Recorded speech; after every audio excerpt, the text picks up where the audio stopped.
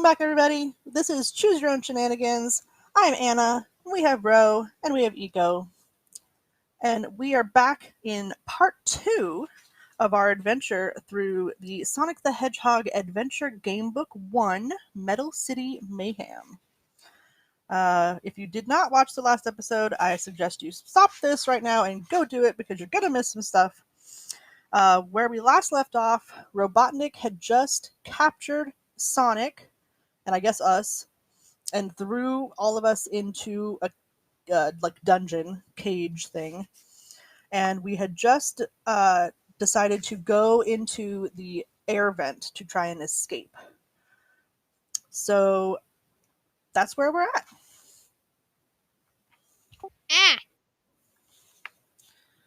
So I guess we will just jump right back into it. Hopefully, within this episode, we can actually get through this book. This was taking far longer than any of us, I think, thought it was going to.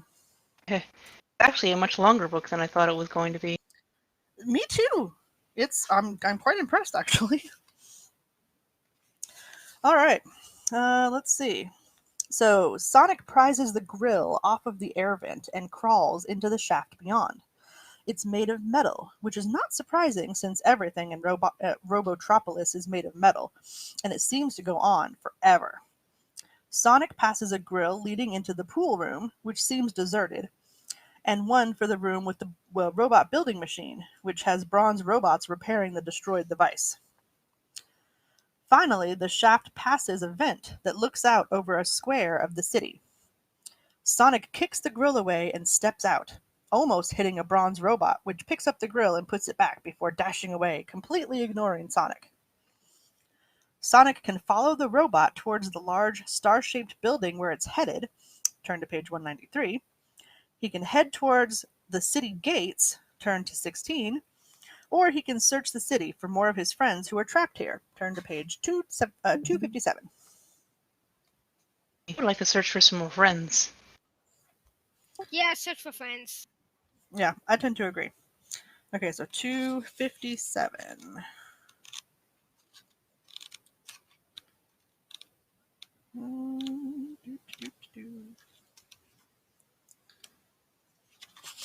Okay.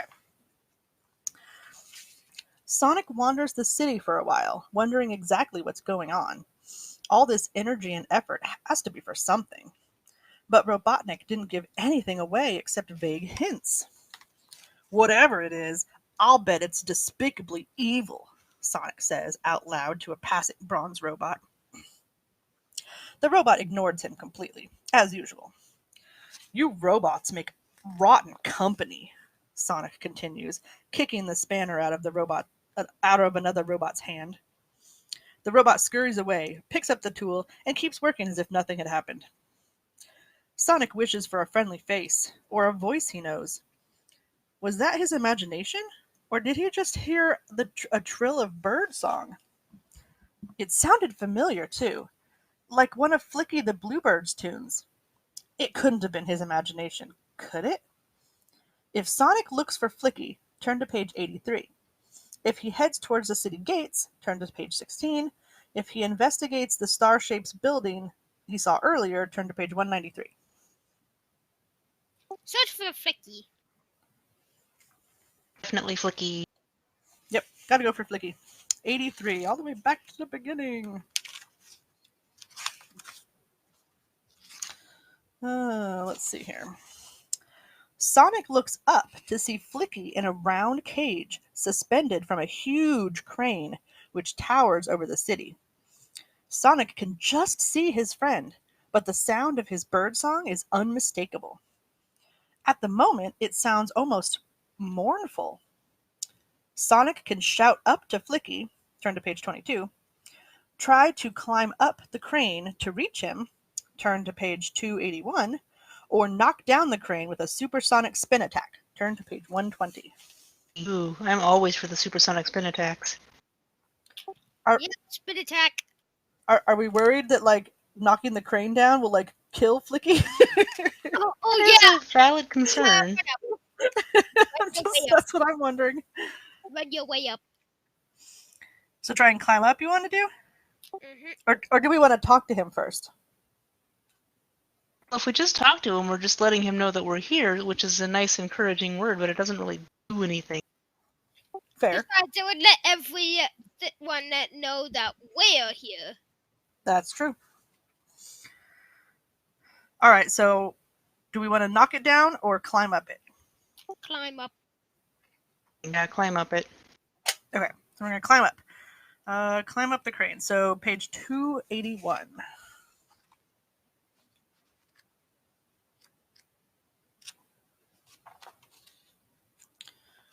Oh, 281.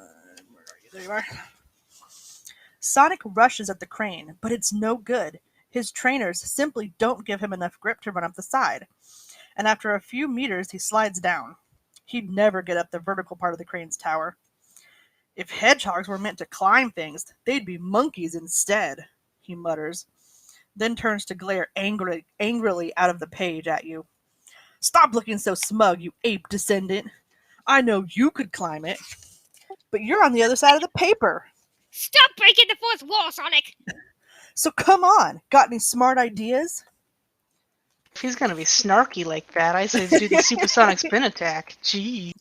I mean, it's Sonic. He has to be snarky. So if you think Sonic should talk to Flicky rather than to you, turn to page 22. If you think you should try to knock down the crane, turn to page 120. I guess talk to Flicky would be good. Still seemed like a good idea. Hold on. Sonic blows up robots all the time, and the animals end up fine. Why can't we just knock it down? That's fair. I'm pretty sure if a Flicky can survive being hit inside of a robot suit, I'm pretty sure he could survive a falling thing. It's fair. That's fair. Give it a shot. All right, well, let's try and take this crane down then. 120. Let's see. Okay. Sonic backs away, carefully measuring his run-up. From above, he can hear Flicky's agitated voice calling out. But he knows best. After all, he is Sonic the Hedgehog. And no bird is going to tell him how to rescue it. Oh. I don't like the sound of this. No, I don't. Is he really gonna die? I don't know. He starts the run-up, hits top speed at exactly the right moment, and hits the crane's main support with a thunderous crash. It shakes and gives way under the weight of the crane.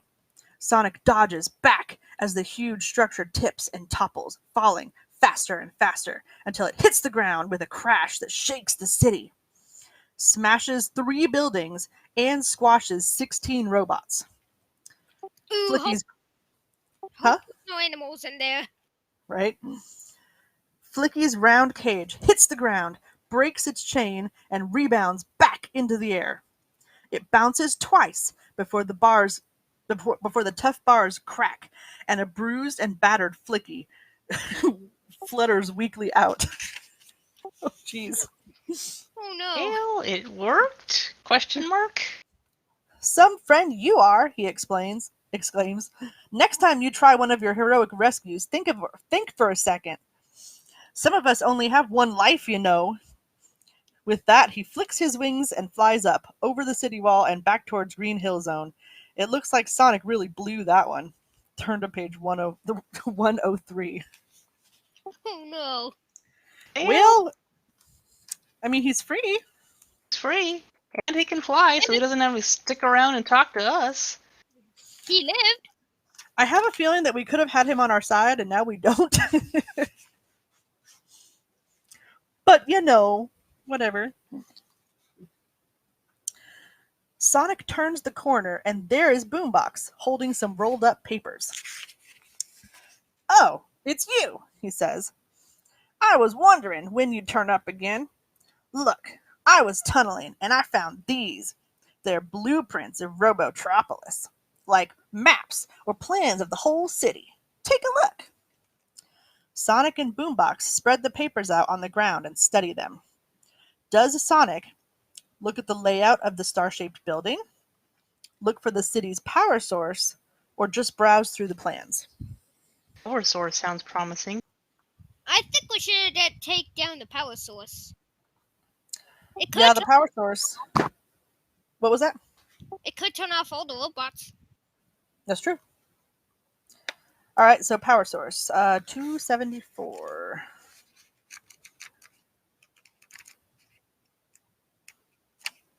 Hoping this works better than the last one. All right.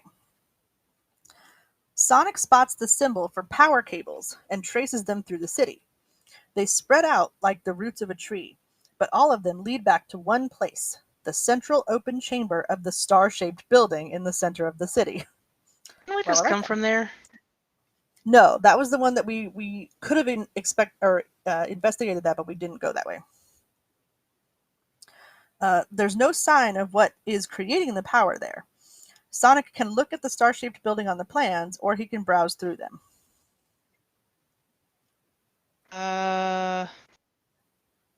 Look through the plans. So you want to browse through the plans, or do you want to look specifically at that star-shaped building? The star-shaped. Specifically at that star-shaped building, because that seems important. Yeah, I tend to agree. So that's 172. All right. The star-shaped building is at the center of the plans, so it must be important. It has a big, heavily guarded door, but Sonic notices there's a back way in. It leads from a kind of pipe or tunnel through several rooms to the central area, which, according to the blueprints, has no ceiling and is full of scientific equipment. Sonic has to work out what else might be there, but the plans aren't that clear. Any ideas? He asks Boombox. Sorry, dude, not a clue, replied the rat. I'm not too keen on the science stuff. I grew up in a laboratory and it scarred me for life. Literally. Sonic can look for the city's power source on the plans, or browse through them looking for other clues. I'd like to look for that power source. That sounds important. That leads us back to 274 where we were just at, so I think we already know where the power source is. It's that star-shaped building. Okay, then never mind. So I guess we just have to browse through them. Mm-hmm. So it's 121. All right. Sonic looks all over the plans and notices a small box in one corner labeled Robot Statistics. He reads it carefully. Bronze robots, workers, minor guards. Total 2,775. Silver robots, overseers, soldiers. Total 194. Gold robots, special patrol duties. Total 2. Platinum robot, all details classified. Total 1. Gold and platinum robots, says Boombox. They're new. I haven't come across any of them before. I think we may have destroyed most of them thanks to The crane.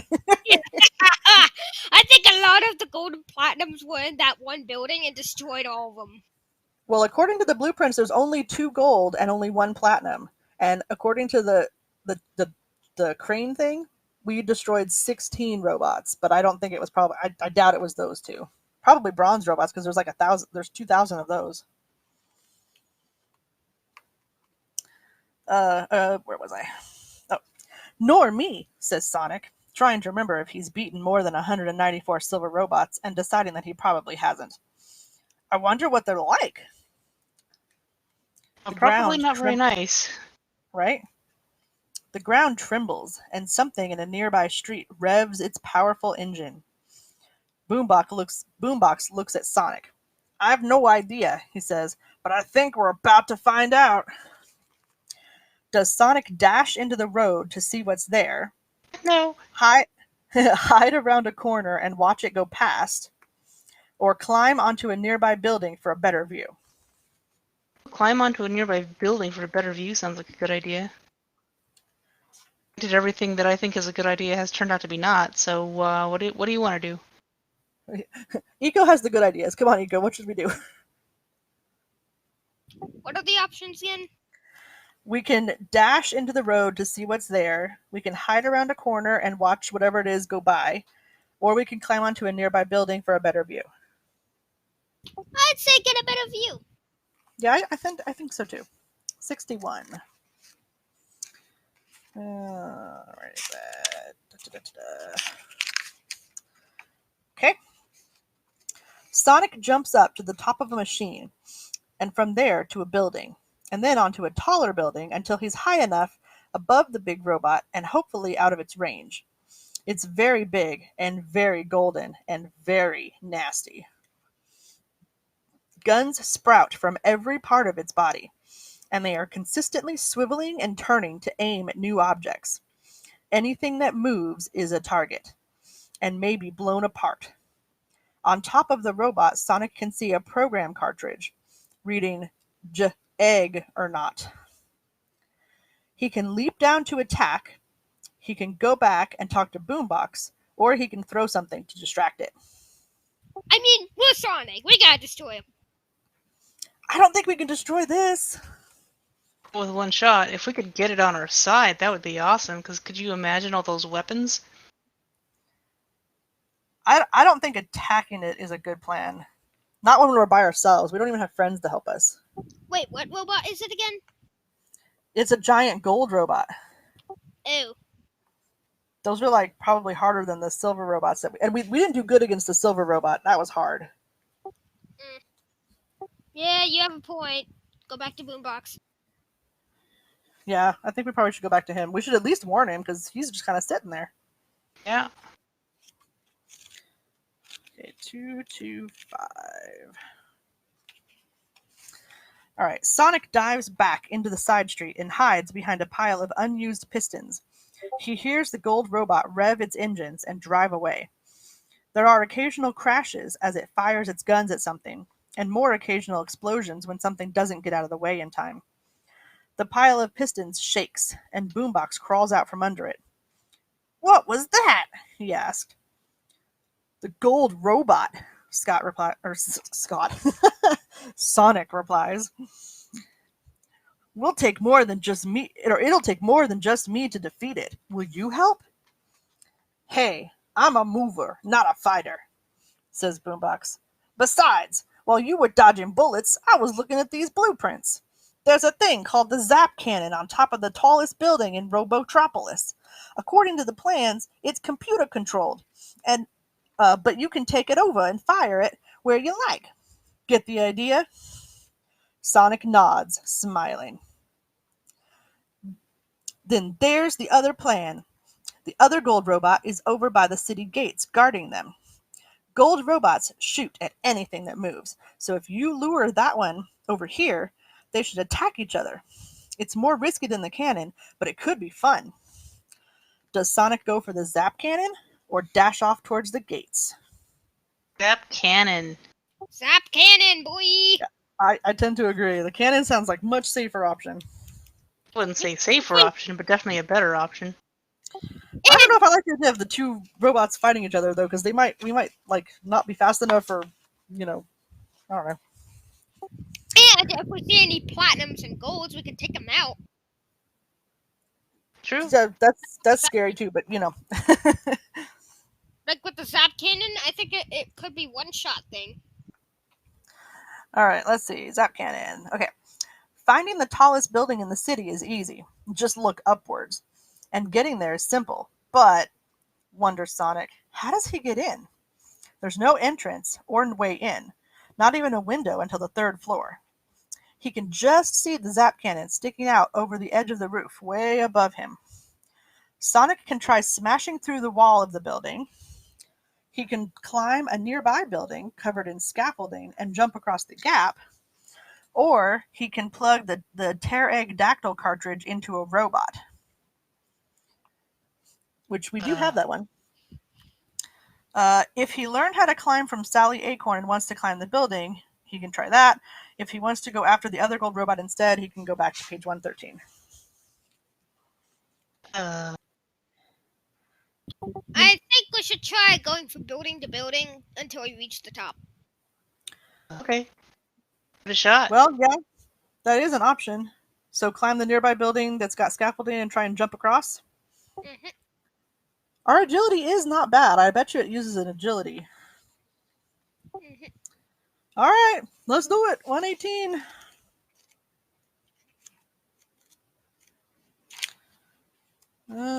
Okay.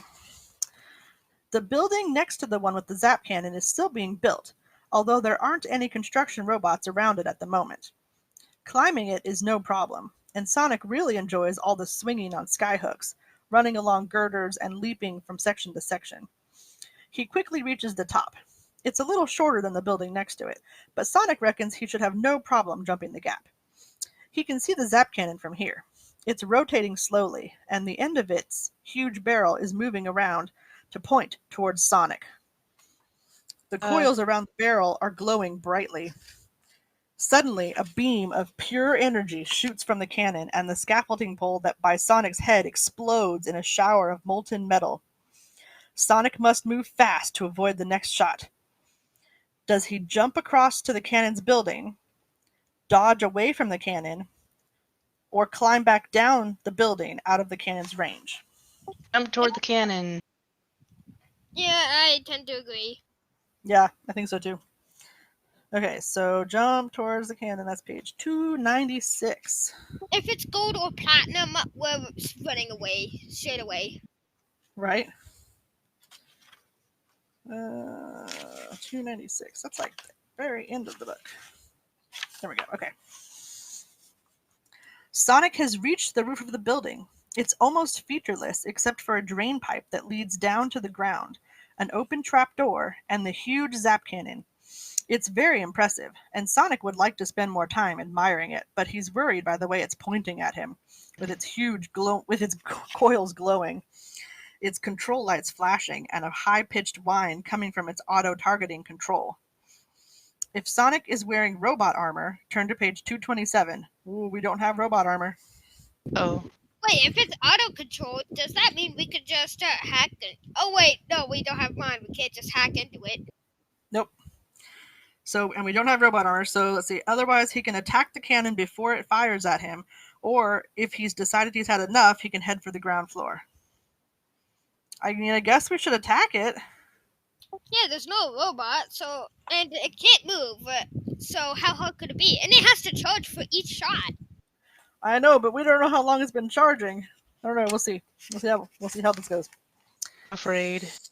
I know, me too. All right. Sonic darts left, but the cannon swivels to follow him. He tries zigzagging and dashing behind it, but whatever he does, it still aims straight at him. Sonic tries diving under its arc of fire and notices that there's a video camera on the cannon's barrel, watching his every move with its unblinking red eye. Without it, the cannon's auto-targeting will be blind. He dashes back across the roof, dodges left and right to throw off the machine's aim, and sprints in to grab the camera. So we have to roll against Sonic's speed to beat a 7. All right, our speed is 5. That's really good. All we need is a 2 or higher. Here we go. Oh, that would be a 1. Oh. Oh, you gotta be kidding me. So, okay, we failed. Turn to page 68. Oh, this is not good. Of all the things to roll, how did we get a 1? Ugh, It's gonna happen eventually. Yeah. Sonic dodges left, right, and then left again. The barrel of the zap cannon does exactly the same thing and fires! And Sonic gets a pretty good idea of what it's like to fall in a volcano. The heat is incredible, and his spikes are badly singed. It's a miracle he doesn't catch on fire. Sonic loses all of his rings, or a life if he doesn't have any rings. Ooh, but we have the shield. Mm-hmm. So we just lose our shield. No, we lose our shield. Mm-hmm. But that's it. Mm-hmm. So we're not totally dead? Not dead. We just lost our shield. Good with not dead. Let's see. The force of the shot blows him backwards off the edge of the building. Turn back to page 214. 241. Thanks. Jeez. That really sucked. That did suck a whole lot. Yeah, I think we had enough. Well, we'd have no choice now. We just fell off the building. Okay, so 241. We're at the base of the building. We can choose to climb the scaffolding again, try and smash through one of the walls. We can put the pterodactyl cartridge into a passing robot. Or we can go after the other gold robot. I kind of like the cartridge idea. What pterodactyl? That's got to be like a flying thing, right? Yeah, let's try getting a cartridge. Worth a Well, shot. we already have the cartridge. We just have to shove it in some robot. All right, let's try that. Turn to page 6.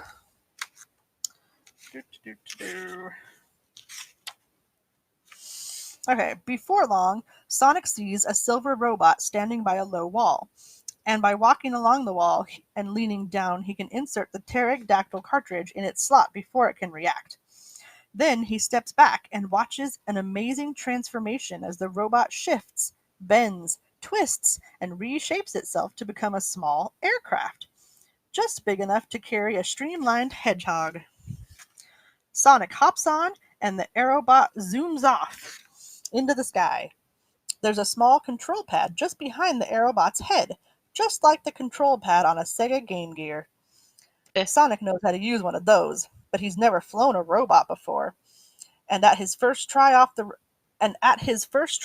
robot zooms all over the sky, almost throwing him off.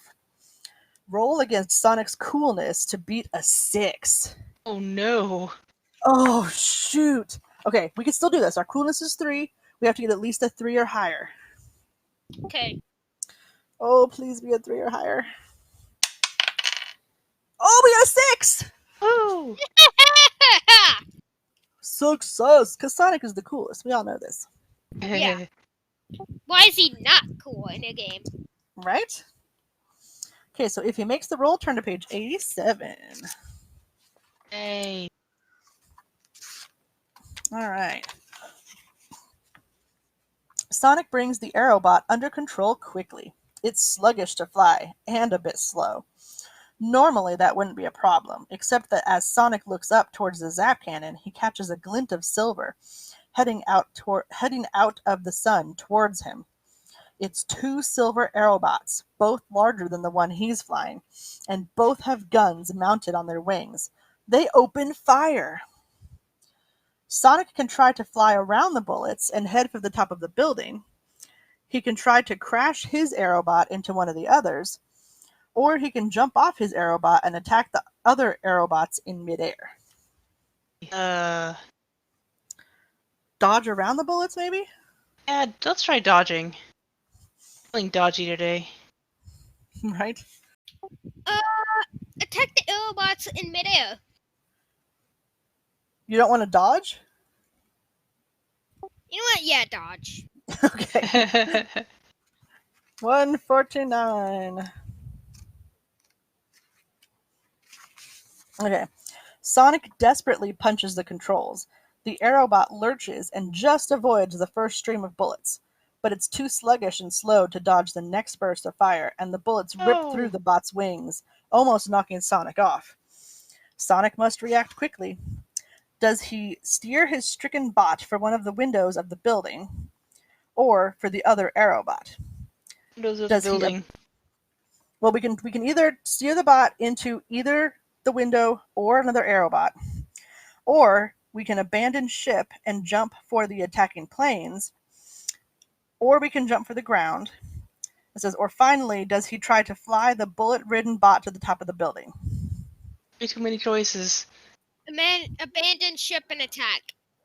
I don't know. I kind of think we should try for the window. Get inside the building? Sure. Because maybe if we get in... The whole point was we were trying to get inside the building the whole time, so maybe we can get in the building and then get to the top to get the zap cannon. Besides, the airbots, they're not supposed to be indoors. Yeah, we should avoid them if we get inside the building, in theory. No air traffic inside the terminal. So jump for the window. Okay, so 122.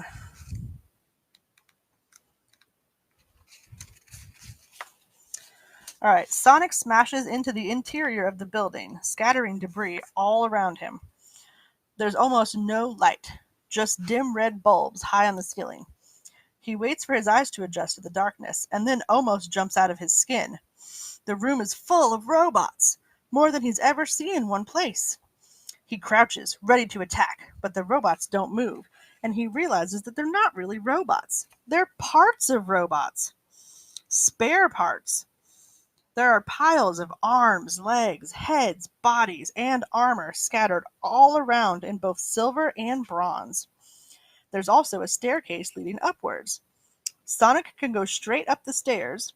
He can pause here to destroy all the spare robot parts, or he can make a costume out of them. I was gonna hope for some robot armor. Yeah. I think that's what the costume is. Got to be costume, right? Costume, and then after that, if the game lets us, then we scavenge the robot parts after we get the armor if the game lets us. Yeah, I definitely want to try for armor for sure.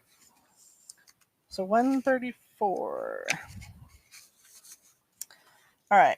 It takes Sonic a few minutes, but he's able to find all the right parts and equipment to make himself look like a passable, if short and slightly spiky, silver robot. So, okay, we have to write robot armor on our statistics. What the book says, it does qualify as robot armor. That's what it says. Write robot armor on your vital statistics. Hey.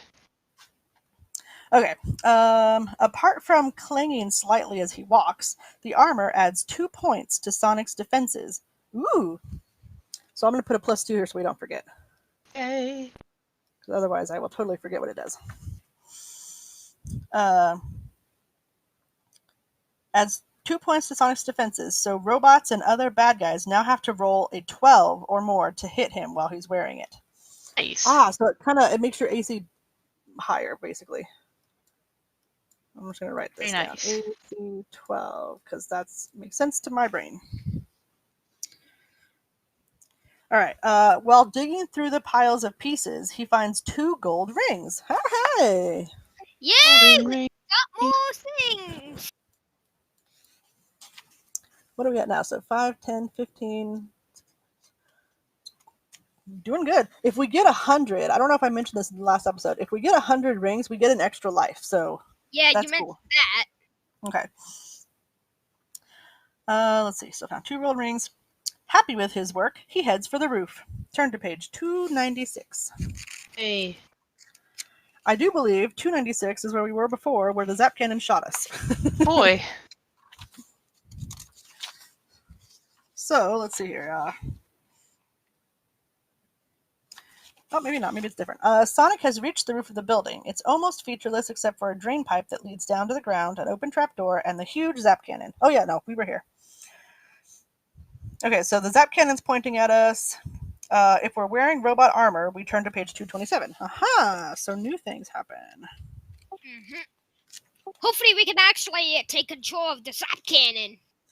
That would That'd be be cool. cool. All right. Sonic walks up to the zap cannon, which ignores him. There's a seat behind it, which is too big for the Hedgehog. It was made for a Robotnik-sized bottom. But Sonic sits there and spins a while, ripping out the auto-targeting computer and hurling it off the roof. That'll never bother anyone again, he rejoices. He peers through the cannon's telescopic sights until he can see the gold robot by the entrance to the star-shaped building.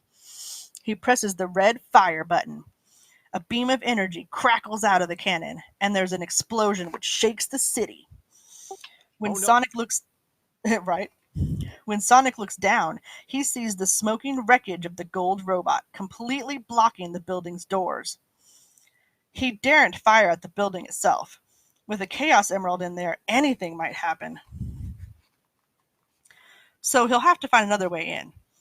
He looks at the cannon, trying to find a way to disable it without smashing it, because he might have to use it again. Finally, he takes the telescopic sight, which we need to write down on our vital statistics.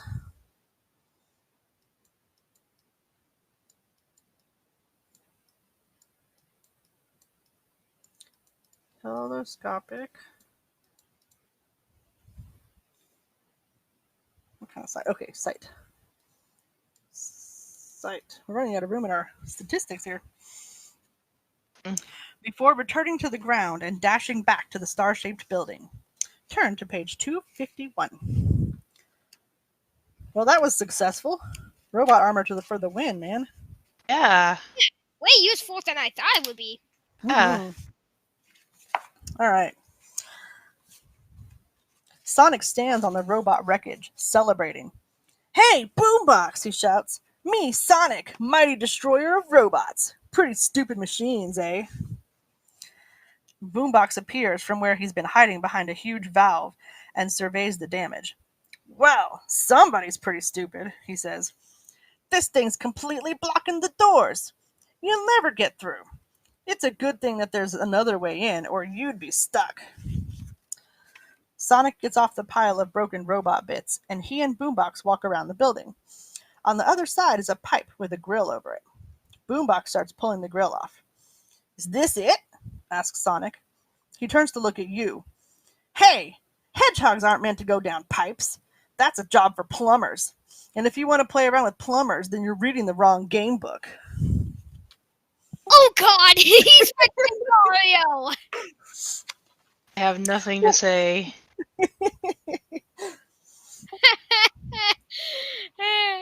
Oh no. What was that? Sure. Oh no.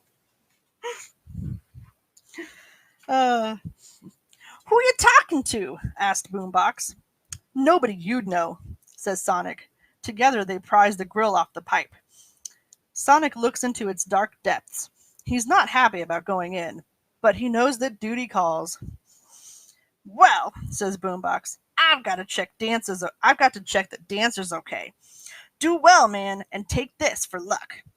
He gives Sonic a gold ring. Woo, ring! Hey. Yep, we got 20 rings now. And watches as the hedgehog crawls into the pipe. The pipe stays flat for a few meters, then slopes downward. It gets steeper and steeper until Sonic decides to roll into a ball. He rolls faster and faster, reaching incredible speeds, so fast that he hardly notices as the slope levels off. Wham! He plows through another grill stretched across the pipe and is spinning in free fall. He unwinds and looks around. He's in an enormous room, floating in the air between walls which are hundreds of feet away. Little fluffy clouds float between the walls, and a couple of aerobots are flying around.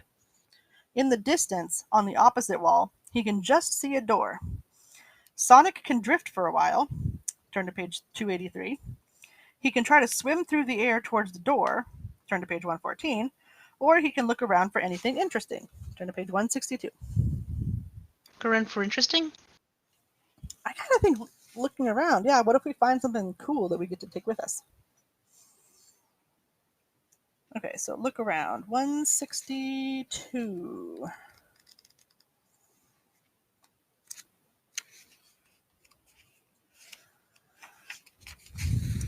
Let's see. Did Sonic get the telescopic sight from the Zap Cannon? If so, turn to page 57. We do have that. Hey. Groovy. Okay. Sonic peers through the telescopic sight. He can see the door clearly. It's made of iron and closed, and there seems to be some kind of slot next to it, for a key or something. Sonic scans the rest of the room. He can't see a key, but he does notice that there are several round black objects floating in the air. High explosive mines, he guesses. On one of the other walls is a large lever. There's no clue about what it might do. Sonic can head for the lever and pull it. He can swim carefully through the air towards the door, or he can head for a wall and crawl along it towards the door. What are the choices again? Okay, he can pull the lever, he can swim carefully through the air towards the door, or he can head for a wall first and then crawl along the wall to get to the door. Never. Is it bad that I kind of want to pull the lever? Red button that must never be pushed. Yes, I want to push it. I'm curious, but we had a really bad experience with the last giant gun thing.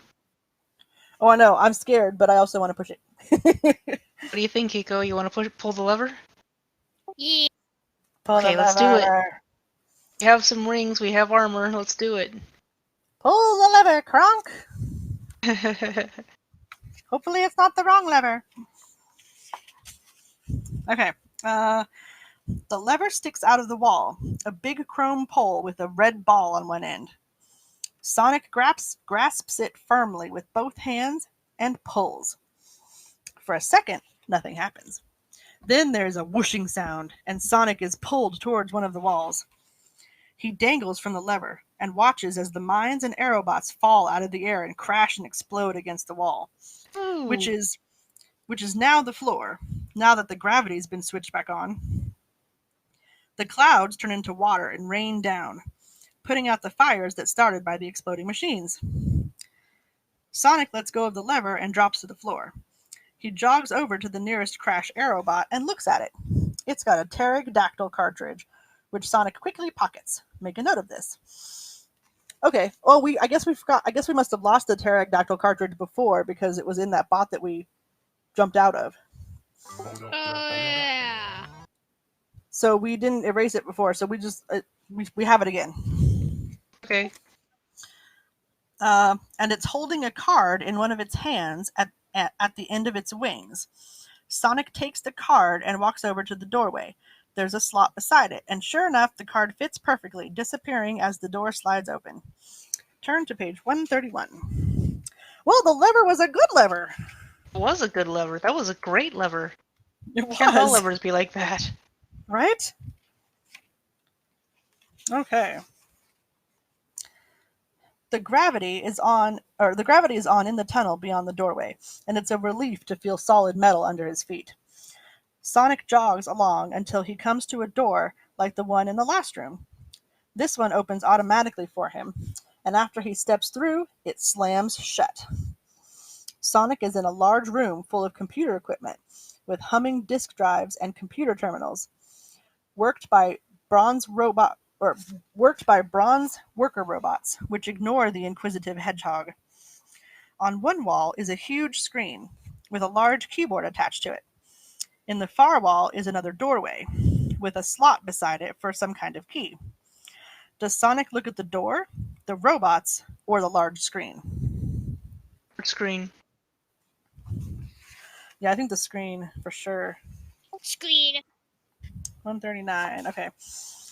The big screen is switched on, but it's blank apart from the words "Enter password for keycard" displayed in inch-high letters on it. This is the only way Sonic can see to get a key for the door. Think of the password that Sonic is going to type in, then turn to page 179. Oh geez. I have no idea what the password would be. We haven't found a password. Haven't found a password, but gotta be egg related. It's gotta be, right?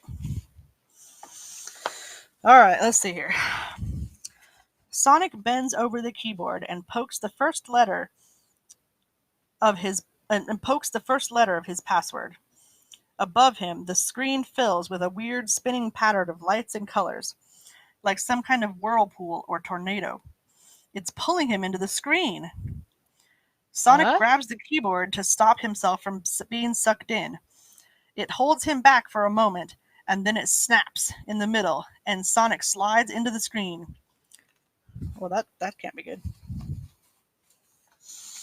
For a moment, everything is pitch black. Then there is a burst of static, and Sonic's vision clears. He's in a small biplane, flying through a bright blue sky with patchy clouds in the distance. Something's not quite right. There's no wind in his face. All the colors are really bright. The clouds look the same, and everything except him has bitty, jagged edges, as if it was drawn on graph paper or a cheap computer. I'm in Robotnik's computer, explains Sonic. That can't be good. I know. Trust him. Huh? We're trapped, aren't we? I don't know. Trust him to go for something with bad graphics. And he wiggles the control of the biplane. Awful controls. My Game Gear can do better than this. Suddenly, 3 objects drop down out of the clouds and swoop towards the plane. They're not biplanes. They're sleek, impressive spaceships, armed with laser cannons and missile launchers. They open fire with large, bright bullets that drift slowly through the air. Sonic can shoot down the alien ships, try to land the plane, or avoid the bullets and fly past the invaders. On the ships. Shoot down the ships? Yeah. Okay. Page 40. Where are you? Yeah. The biplane flips over to aim at the spaceships. Sonic presses the trigger on the machine guns, letting off a long burst. The ships explode with brief flashes of light and disappear. With a burst of sinister but tinny background music, a much larger alien ship appears on the horizon. Each of its 4 guns is as large as the spaceships which Sonic just destroyed, and it fires huge bolts of sizzling blue energy. Roll on Sonic's agility to beat the mothership's difficulty of 6. Oh, okay. Agility is 4. So we need at least a 2. 2 to beat a 6. Don't get a 1. Ooh, we got a 5. Hey. Yay, we did it.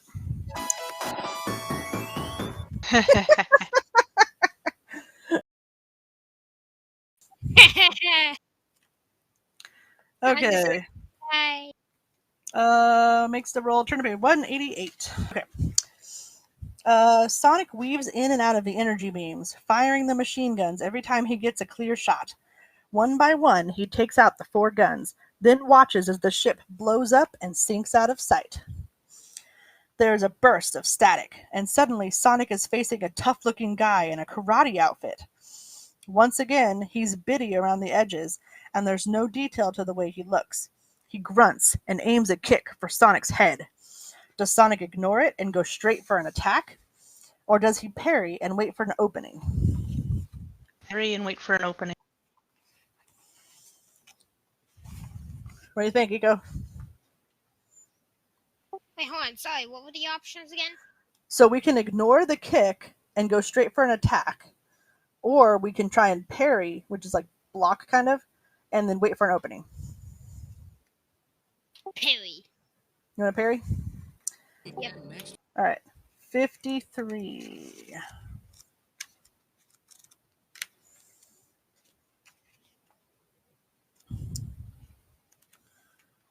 Oop.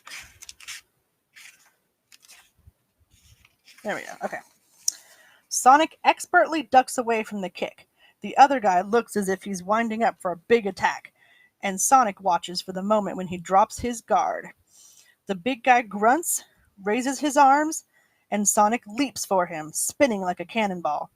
He hits the guy hard in the stomach and watches him fall backwards, hit the floor, and fade away. The words, "You win," appear in the air above Sonic. Then there's another burst of static, which clears just as suddenly as before. Sonic is behind the wheel of some car. Not a racing car, more like a sports car. Hurtling down a mountainous road. In his rear-view mirror, he can see a sinister dark blue car with smoked glass windows coming up fast behind him. Quickly, he scans the dashboard. There aren't any weapons controls or anything like that. Sonic can accelerate away from the other car, or he can try to ram it off the edge of the road. Or just accelerate? I mean, Sonic's all about speed, right? So surely he can handle a fast car. Ah. Yeah. Just went. Alright, here we go. Sonic presses his foot down on the accelerator and the car leaps forward. So does the one behind. Sonic desperately tries to stay ahead, but the other car draws level and then swerves into Sonic's car, making it skid across the road. As Sonic tries to get his car under control, the The other one rams it again. It hits the edge of the road and falls into the valley below. Sonic has lost a life. Turn back Oh to section no! 131. Dang it, we died! Doing We so can't even. good. We didn't even lose rings. We just fucking lost a life. Oh no. Oh, we only have one life left. Oh, that's bad. All right, 131. Where we are here. Okay. Oh, okay. We went back to the. We're back in the room in front of the screen. So we can choose to look at the door, the robots, or the large screen. I've been enjoying the game within a game, but if you can lose a life just like that, I'm concerned. I know, right? Maybe we should. Maybe we should look at the robots and see if, because the last time the Aerobots had that key, so maybe these robots will have a key. Maybe. It's worth a shot. Is this our last life? This is our last life, That's Thanks. like otherwise we die. and we have not even come close to finishing this book. All right, page 9. We're going to look at the robots. The robots ignore Sonic as he peers at them. They are all working on the computer system, soldering new circuit boards, inserting new memory chips, or plugged directly into the machine itself. They all have cartridges marked egg and chips. Normally, Sonic would grab one of the cartridges, but he knows that a robot without a cartridge will attack, and, with all the electrical stuff in the room, that could be really dangerous. None of the robots have key cards. Sonic can either inspect the door or the big computer display. Yeah, I guess we gotta look at the door. 232.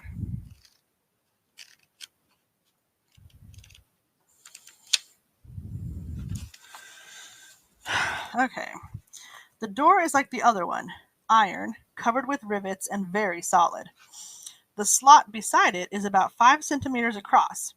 There is a sign mounted above the slot, reading Insert Keycard Here.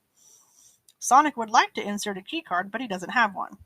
Instead, he can inspect the robots or do the computer display. We're going to have to play the game again. Okay, let's try it. And at least this time we know what to do on the car scene. We do. 139, okay. Do we want to say, because we already know how to beat the first 2 levels, do we want to just get back to the car scene and try the car scene again? It's entirely up to you, narrator. I'm saying just to save time, because we already know we can get past the first 2 levels of the game. Or let's save time. If that can happen. Let's see. Now I gotta find that part of the game.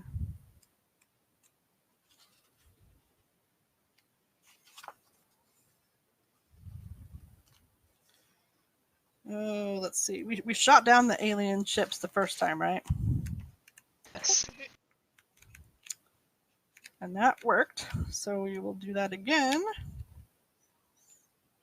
And we beat the... Oh, I guess we... Well, no, we're not right. We're good.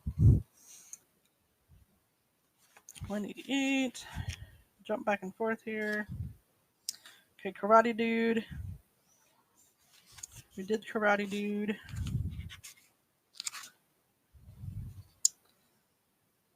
Okay, now we're in the car. Okay, so last time we tried to accelerate and that went badly. So now I guess we just try to ram it off the road. So 25.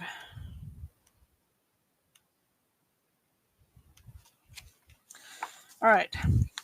Sonic brakes, letting the other car catch up, and then swings viciously across the road, slamming against his opponent.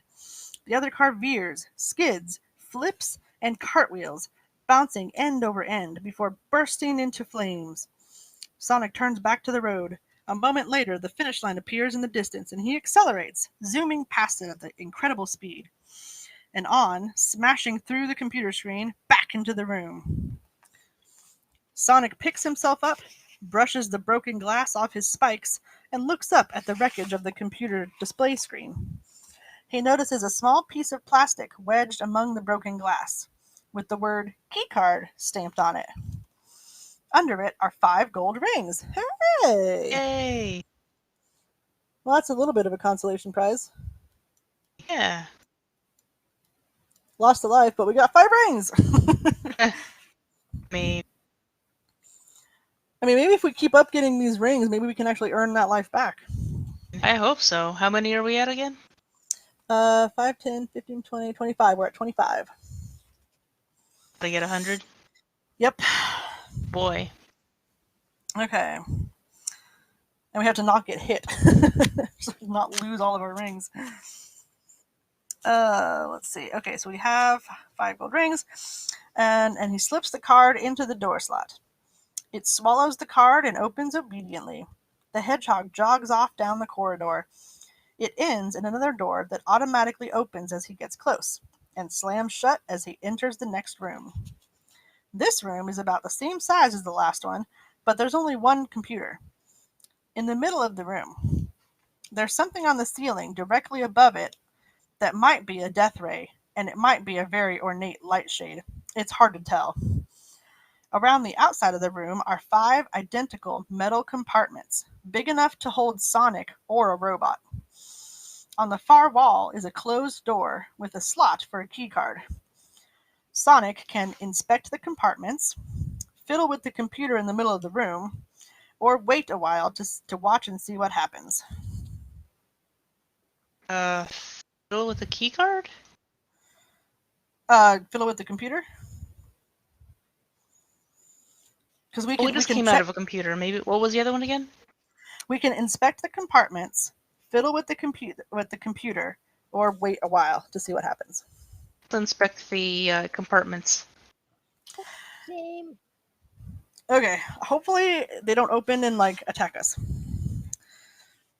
209.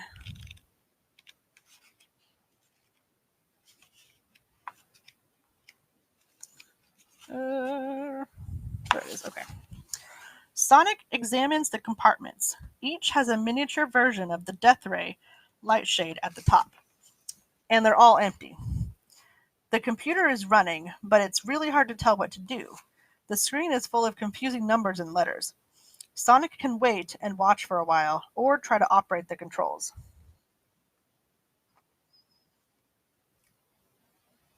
I think we should try operating the controls. Yeah, something feels inky about the waiting around. Try 45. Okay. Sonic looks at the controls. He can't figure them out, but he presses a few buttons anyway. Suddenly, all the spikes down his back stand on end, and he is bathed in a weird purple light from the device on the ceiling. A second later, it switches off, and 5 new Sonics step out of the compartments around the room, Oh no. eyeing each other warily. Well, this can't be good. Sonic looks at them. 3 of them look just like him, and it's a really strange feeling, seeing somebody who looks and moves just like you.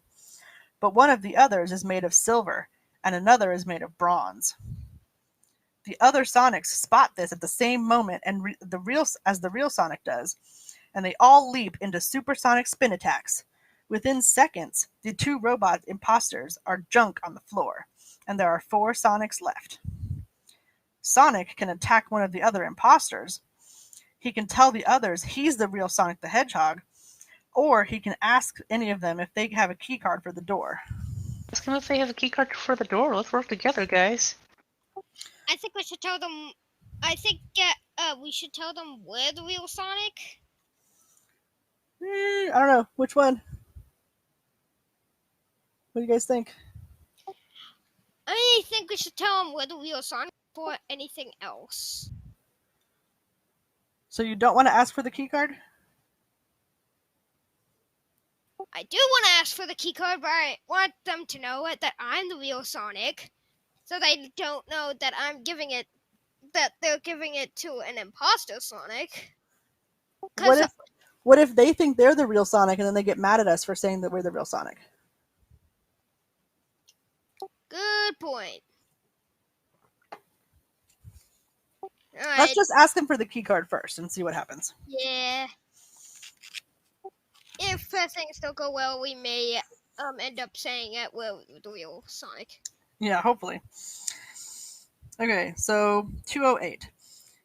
So we asked him if they have a key card. It says, key card? Yes, I've got one, says one of the Sonics. He's taller than the others, and he steps forward. Pleased to meet you. I'm Sonic the Hedgehog, he says, taking Sonic's hand and shaking it in a grip like iron. It is iron. Sonic can see tiny rivets along his arm and little cracks along the joints in his fingers.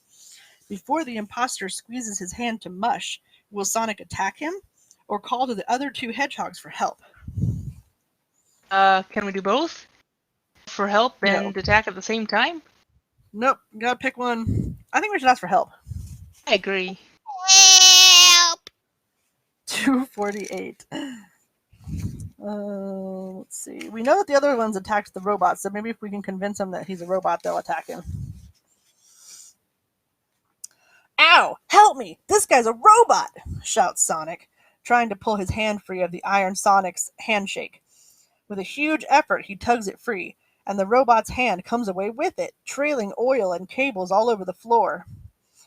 The other two Sonics take one look, and all three leap into spin attacks, pulverizing the fake hedgehog so much that there's nothing left but a pile of scrap on the floor.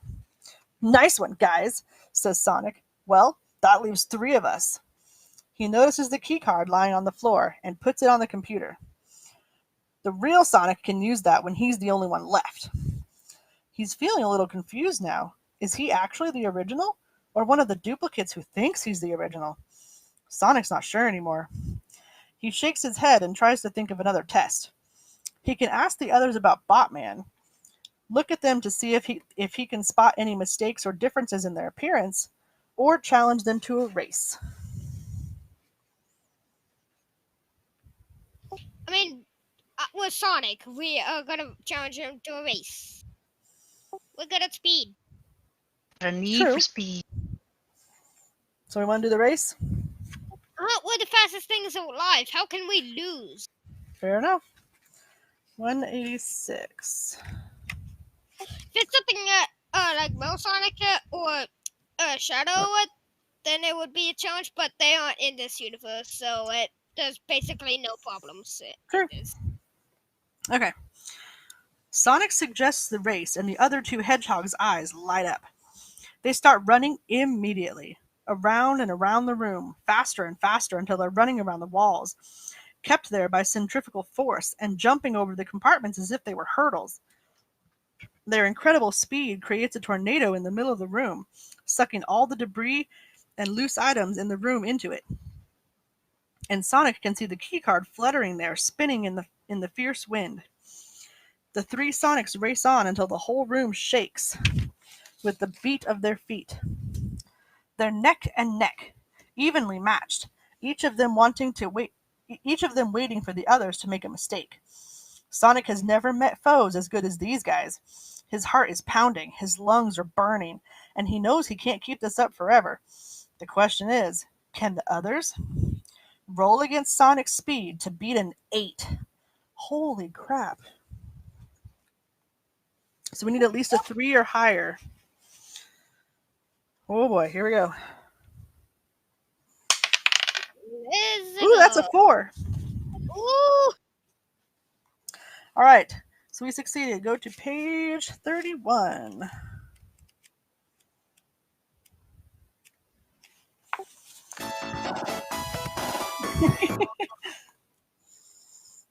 Okay. Sonic begins to edge slightly ahead of the others, a centimeter, then another.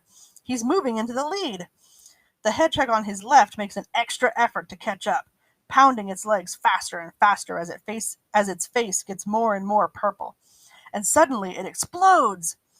Steam jets from pipes in its neck and oil spurts out, splattering the room and getting in Sonic's eyes as he jumps to avoid the body of the fake Sonic. When he looks back, the other remaining Sonic is diving towards the middle of the room, grabbing for the keycard. Does Sonic leap in with a supersonic spin attack, or watch what the other does? Oh, we got a spin attack. Yeah. A spin attack. How can we not? Otherwise, we'll just end up oofed. Yeah, he'll get the key card and then we'll be screwed. Yeah. Why wait when? Why even wait? Hmm. If you wait, you're just asking for a death wish. Right? The two Sonics smash together with incredible force. All you can see is a blue blur of whirring limbs. Muffled thuds and oofs can be heard as the two pound each other into submission. Finally, the ruckus quiets down and the dust clears. One Sonic is standing with his foot on the head of the other one. But how can you tell if the winner is our Sonic or the imposter? How can you tell what? Exclaims the Hedgehog. Look, Google Eyes, you've been watching me since I started this adventure. You should know by now whether it's me or not. You mean you actually got me confused with those fakes? And just as I was starting to credit you with some brains.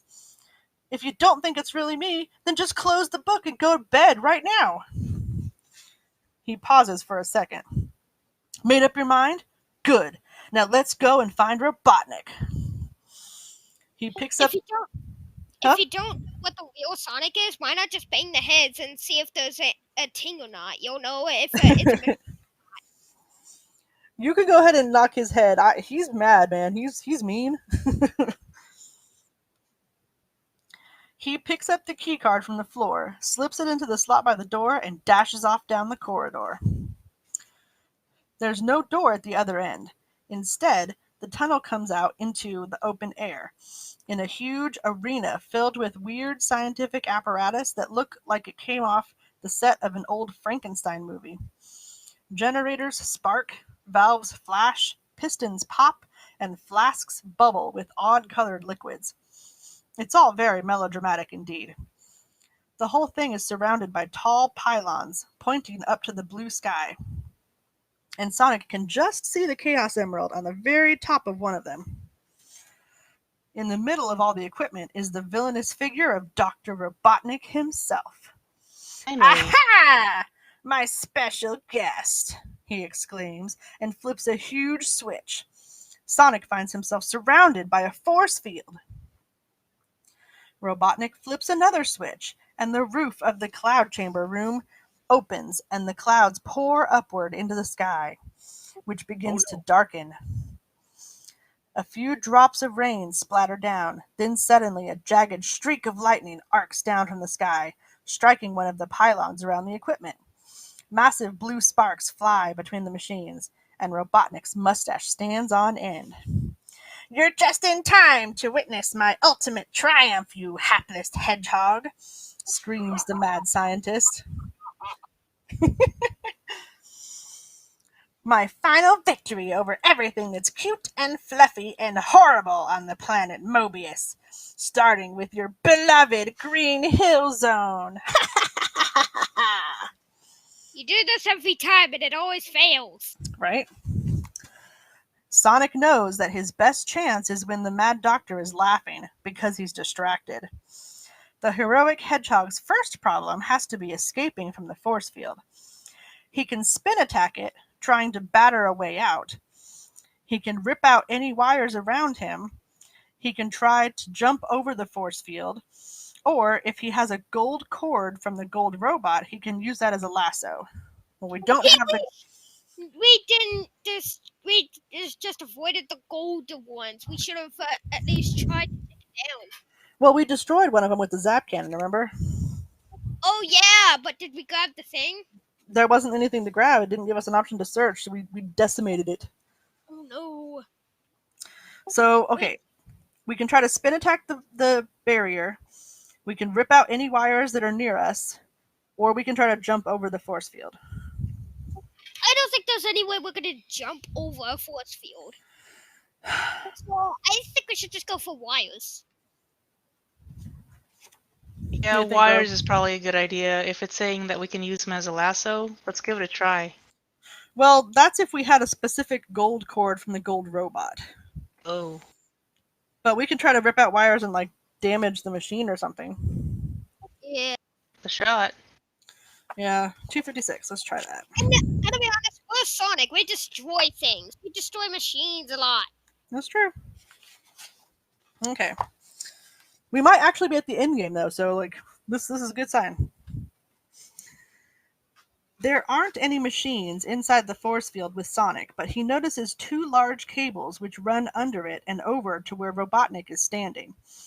One is a ribbon cable, lots of different wires stuck together and made flat into a ribbon. Computers use them a lot. And the other is thick with black and yellow stripes. Which one does Sonic disconnect?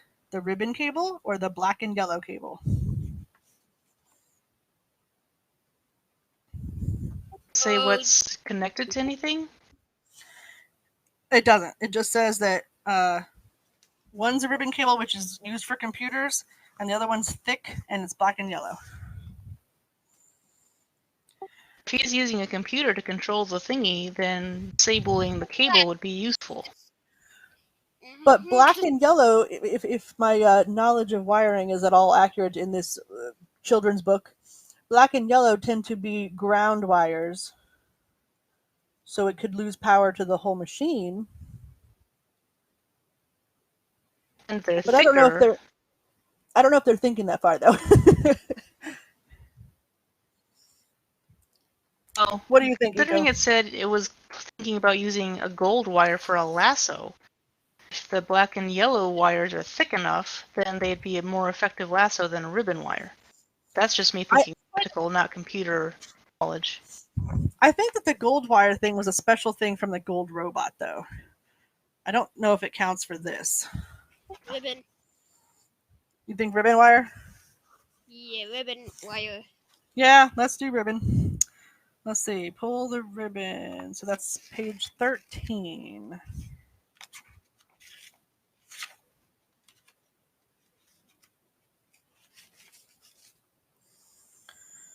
The ribbon cable doesn't look dangerous, but Sonic's not too keen on tearing it in half in case of electric shocks. Instead, he takes hold of it where it connects to a machine outside the force field and pulls hard. The end pops out of the machine, and the force field flickers and dies away. Nice! Yeah. A single gold ring pops out of the machine, and Sonic catches it. Woo! Gold ring!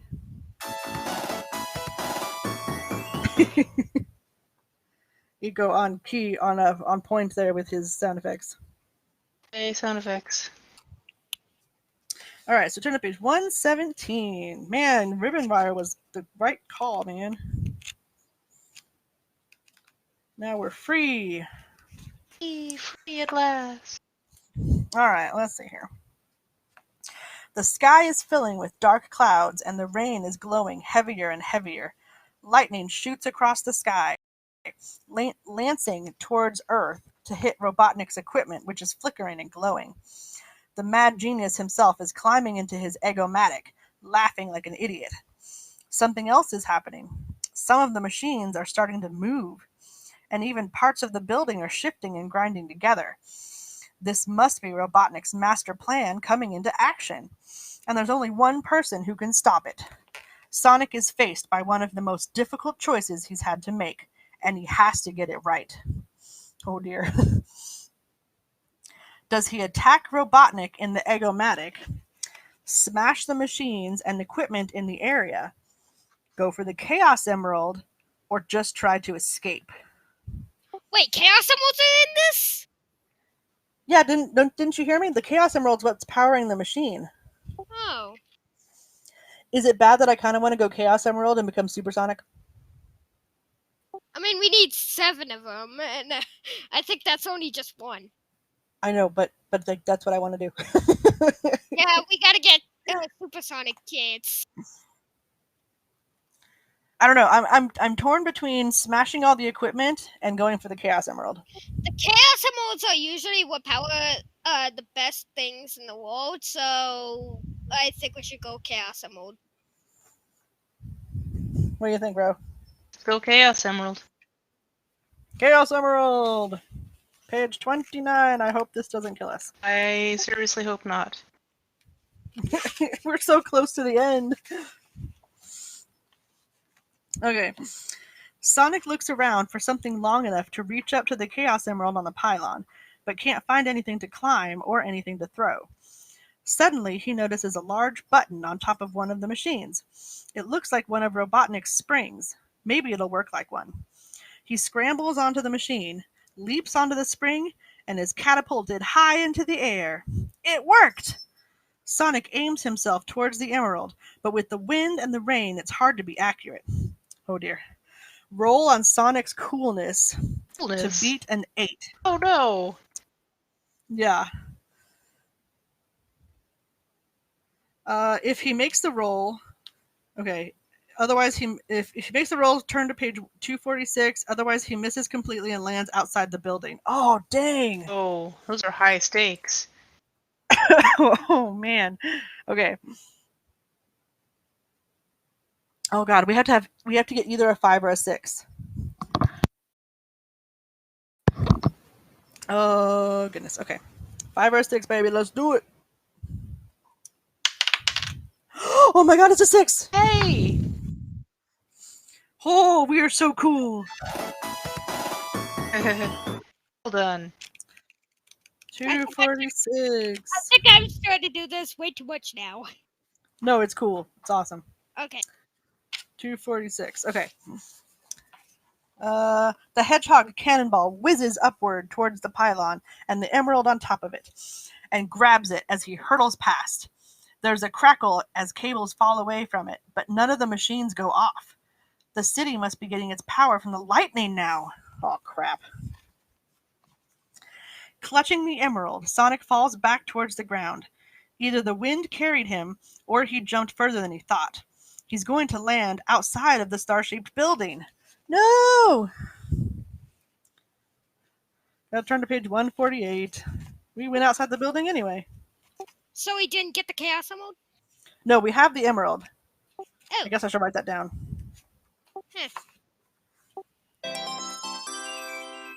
Hey.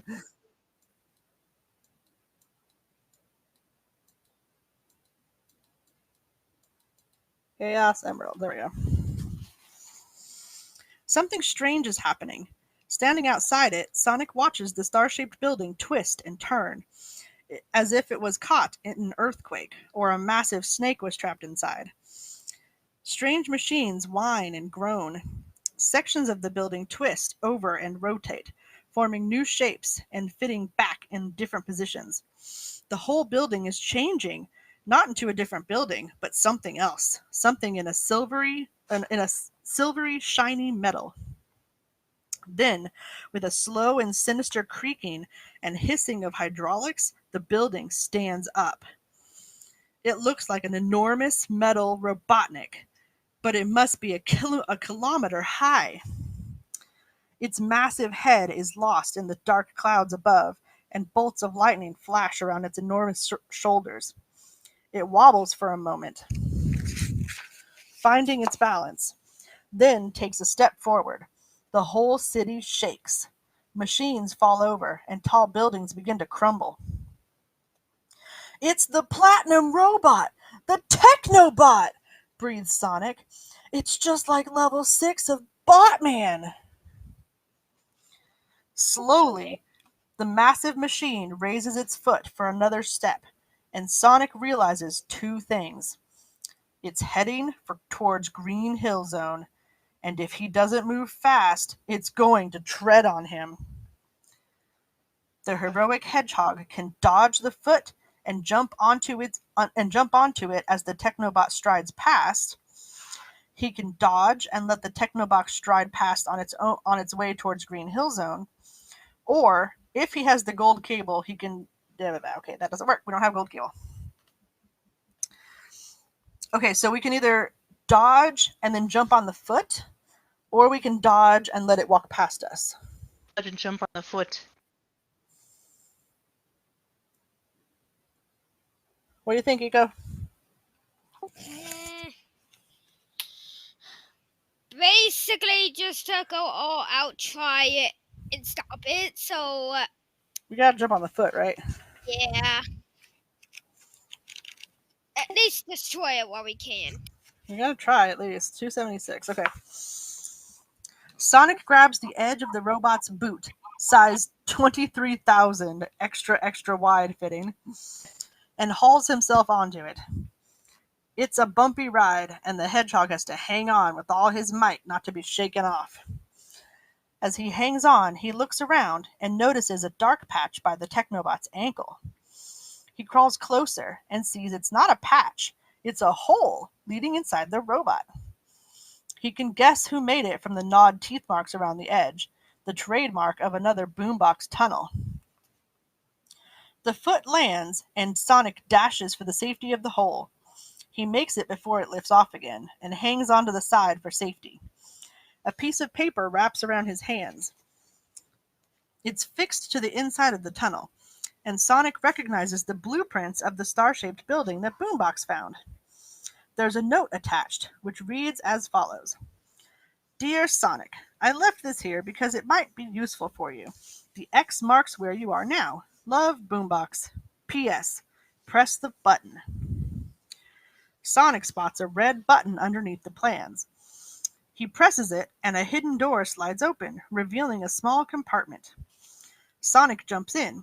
The door closes, and the compartment starts to move upwards. It's a lift! Hey. Does Sonic look at the blueprints or stay alert in case he's attacked? The blueprints, that's what... Don't trust the elevators. Okay, I don't know what to do. I just heard a cat. Yeah, there's a cat over here. He's very mad. He's mad that I am not paying attention to him. It's probably bed. Yeah, it's very late. It's 11. It's very much bedtime, but we're very close to the end, I think. So I want to try and finish. Yes, let's just keep going. Okay, so do we want to look at the blueprints because Boombox left them for us, or do we want to just stay alert in case we're attacked? I mean, I would look at the blueprints. Everybody stay alert. Okay, we're gonna do a roll off here to see because I can't decide and you guys have different options. So, if we get an even number, we'll look at the blueprints. If we get an odd number, we'll stay alert. Okay. Okay. That is a 5, so we're staying alert. Okay. Yes. So 250. I will say, Eco's had the best ideas so far, so maybe this is the best idea. This is the best idea. Yeah. Alright. The lift shudders and sways with every step of the giant Technobot, and Sonic is thrown from one side to the other. He can still hear the crash of the thunder from outside, mixed with the thudding and clanking of the robot. A moment later, the lift stops, and its doors open. It leads out to a small storeroom of some kind. Yeah, I know. Where was I? It leads to a small storeroom of some kind, with shelves covered in odd items. A vacuum tube computer, boxes of transistors, a jar of mustache wax, a half-built robot made of wood, 36 pairs of black trousers with an 80-inch waist. There are also 4 items within Sonic's reach, but he can only grab 2 of them, one in each hand, before the lift door closes. What does he pick? He can pick either a short black cable with small plugs at both ends, a box of cartridges, some kind of control device, or one of Robotnik's power-up computers. I like the power-up computer option. We can pick 2. Okay, so do we want to go for the Robotnik's power-up computer first?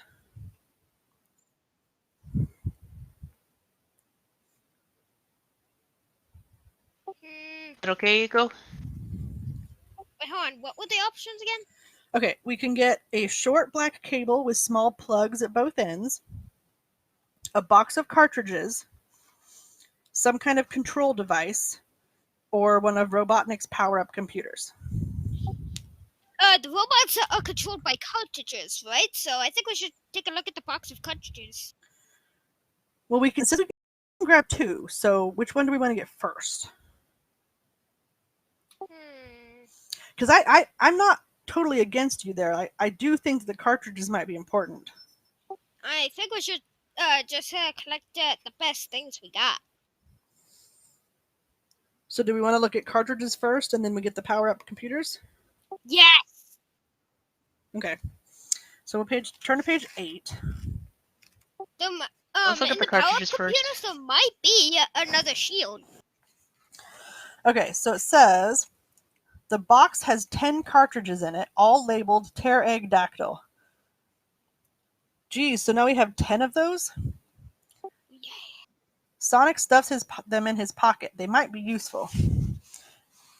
Now turn back to 250 and choose another item. Okay, so we get 10 of these. Holy crap, 10. There. 10 of those. Well, I guess 11 because we already had one, didn't we? Yeah. Yep. Okay, so we'll take the cartridges and then the Okay, though, power-up we computer, never right? know when they're going to be useful. 297. Yeah. All right, Sonic cracks open the monitor. Inside are 10 gold rings, which he eagerly pockets. Ha-ha! How much?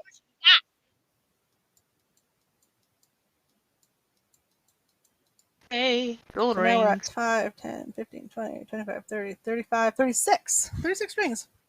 Nice. Okay, so now turn back to page 250 to choose your second item, or if you already have two, turn to page 165. All right, 165 it is.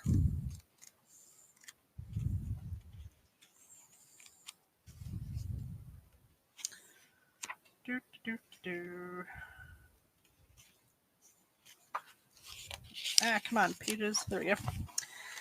All right, the lift doors close, and it judders and shakes upwards. Sonic peers at the blueprints, trying to work out where he's going, but it's impossible to tell.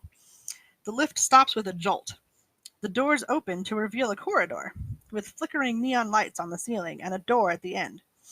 Between Sonic and the door are Boombox and Dancer.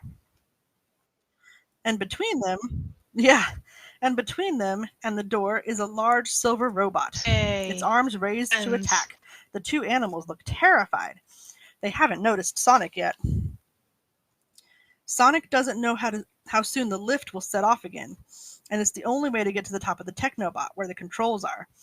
He can throw something at the robot to distract it. He can spin attack the robot, or he can wait and hope that his friends escape on their own.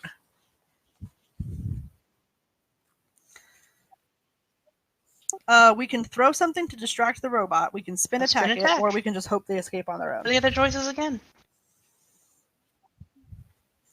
I think I should distract it. I don't know. You want to distract it? We can do that. That's true. Let's trust him. 27. Had all the good ideas so far. Choose which item Sonic will throw from one of the ones on his list, and then cross it off. Okay, what are we gonna throw? I can't even read because my screen is blurry. We have 10 of those cartridges. I think Ro's right though. We have 11 of those dang cartridges. We could just throw one of the cartridges. Yeah, let's throw one of them. All right, so I will mark this as a 10 instead of an 11. Kind of messy, but it's fine. Okay, so we'll throw a cartridge. Sonic hurls the object down the corridor, trying to bounce it off a wall to distract the robot's attention and let Boombox and Dancer run past. At that moment, the Technobot lurches, and the missile is now heading for the ceiling. It's going to miss. Sonic watches as the missile bounces off the ceiling and ricochets down, hitting the robot on its chest and knocking its cartridge out onto the floor. It freezes for a second, and Boombox and Dancer dash past it and through the door beyond. Boombox looks back for a second. "Great shot, man," he shouts. "You're a real hero. Hey, catch this." And he tosses a strange device down the corridor to land in Sonic's open hand. "It's a lightning attractor," shouts the rat. "Just press the button." And the lift doors close, cutting off the rest of his sentence. Turn to section 163. Press the button. Back your butt. Said press the butt. All right. The door slams shut and the lift jerks upward. Sonic can feel it swinging from side to side with each step of the Technobot and keeps his fingers crossed that the cable doesn't snap. Suddenly, the lift stops and its lights flicker and go out. In the darkness, Sonic can just hear the faint sound of the doors opening, but it's as dark outside as it is inside, and he can see nothing at all. Does he stay in the swaying lift or take a chance and jump into whatever is outside?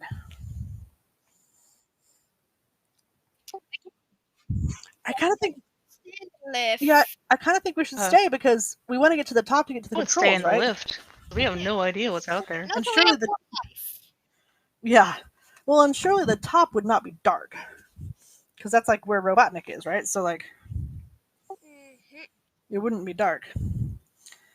So okay, we'll stay in there. 153. I hope something doesn't shoot us inside this lift. Elevators are always dangerous. Don't trust the elevators. Right? Sonic stands at the edge of the open doors, wondering if he's missed his only chance of survival. What if the lift cable breaks now? Would he still have time to leap out? Thunder crashes and a flash of lightning shows Sonic that what he would have jumped into. Thin air, empty space, a sheer drop down to the Technobot's giant feet, pounding their steady way across the earth towards Green Hill Zone. Sonic backs away and the lift doors close. Man, good thing we didn't jump. Machinery groans and the compartment begins to move upwards again. Suddenly, it comes to a Yikes. jarring stop, tumbling Sonic to the floor. The doors open into a huge room filled with bronze and silver robots, all working strange machines. There are enormous hollow wheels with 3 or 4 bronze bots running inside each one. The wheels are connected to huge generators, each one marked something different: right arm, left leg, and so on. On the far side of the room is a ladder heading upwards. None of the robots have noticed Sonic, giving him a moment to think. Does he launch himself across the room in an ultimate supersonic spin attack? Does he put a cartridge in the nearest silver robot? Or does he wait for the lift to start moving again?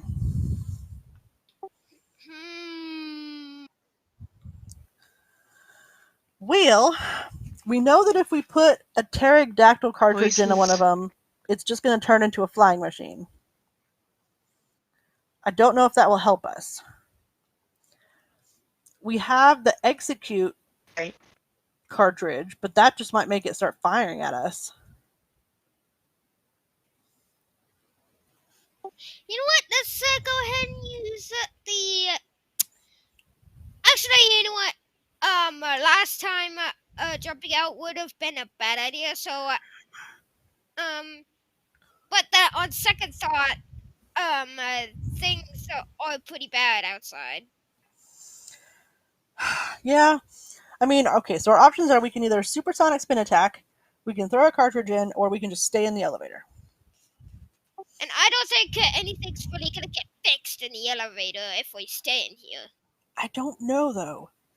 Because, I mean, the whole point is we want to go up, but supersonic spin attack could mean that we can destroy these things that are making the robot move.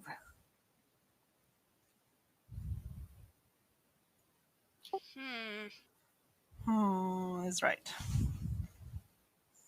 What do you think, Ro?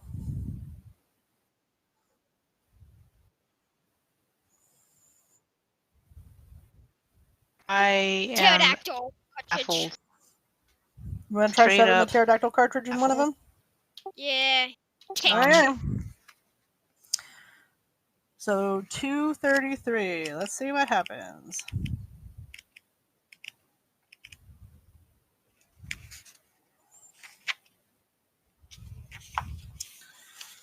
Sonic has to decide which cartridge to plug into the silver robot. It has to be one of the ones he has written down on his vital statistics. If he chooses a pterodactyl cartridge, turn to page 206. If he chooses, let's see, we don't have anything else. Okay, we can put the Botman cartridge in there, or we could put the execute cartridge. Are you sure you want to do a pterodactyl? Pterodactyl. Okay. Pterodactyl, turn to page 206.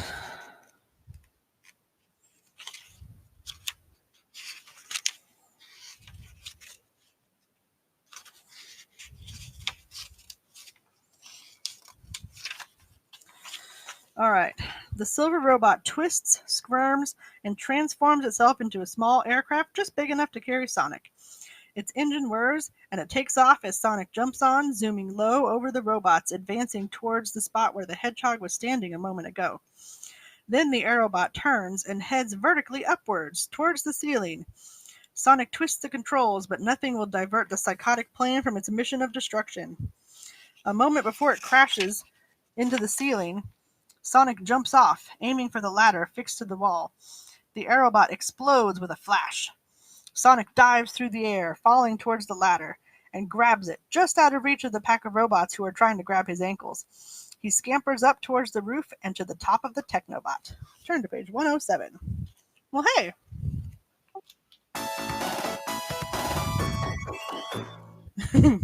That wasn't so bad. All right. The ladder ends by an opening in the roof. Rain pours in through it, and Sonic can hear the wind howling. Still, he's a hedgehog with a job to do, so he climbs out onto the slippery metal surface. He's standing on top of the head of the Technobot. The view from here would be incredible if the sky wasn't filled with black clouds and rain. All he can see, in fact, is a large control panel set into the robot's enormous forehead. With a joystick, pedals, banks of switches and buttons, and loads of flashing lights blinking on and off. Is it just me? Is it just me, or is that every machine like area gonna have dark clouds? Probably. It's Robotnik. Whew. Oh my goodness. Please finish this book, Sting. Okay. The Technobot must be steering itself because Robotnik isn't at the controls. He's flying overhead in his battered Egomatic. Robotnik's craft has a huge gun fixed underneath. The Zap Cannon. The lightning still flashes around the robot as it clanks its way towards Green Hill Zone. And over the crash of thunder and the grinding of the metal, Sonic can hear the insane laughter of the mad professor as he swoops his tiny craft down towards the Hedgehog to attack.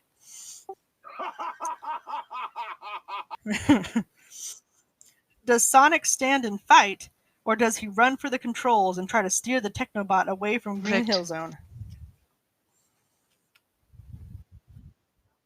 It is.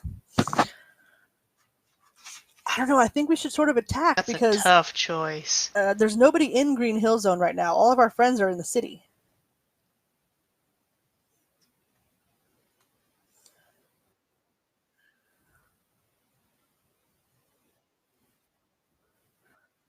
This is true. Hmm. Yeah, let's attack. What do you think, Kiko? Remind me what the options were again, so I can actually get some ideas. We can stand and fight, or we can run away and jump to the controls to try and steer the Technobot away from Green Hill Zone. Attempt to steer the Technobot away. You sure? Well, let's do it. 261.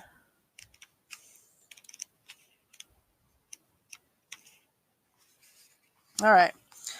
Sonic dashes towards the Technobot's controls. Too late, he remembers the two important things his mother taught him as a small hedgehog. Never cast a clout before May is out, and never turn your back on an enemy. Uh-oh. The end of the Zap Cannon barrel hits Sonic from behind, pushing him over the controls and off the edge of the Technobot's head. He falls and falls, turning end over end, past the Technobot's chin, its mighty stomach, its knees, and finally its feet. Oh no, the foot! Sonic lands on the Technobot's left foot, making a deep hedgehog-shaped dent in it. If he has any rings, he loses them. Ugh. All of our rings! No! No! Oh no! Oh, we had so many rings! Oh no! Oh no!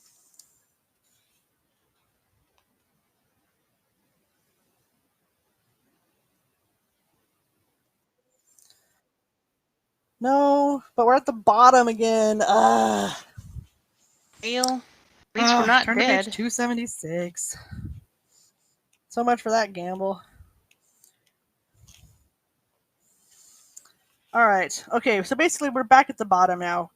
Do we want to just go back to where we were? Because we can ride the elevator all the way back up again.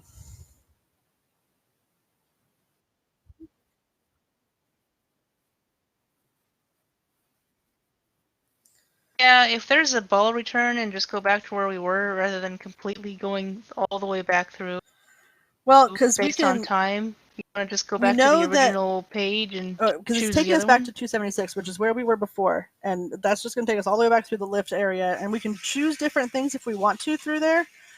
But I mean, we may as well just go back and fight Robotnik because that's where we're going to end up.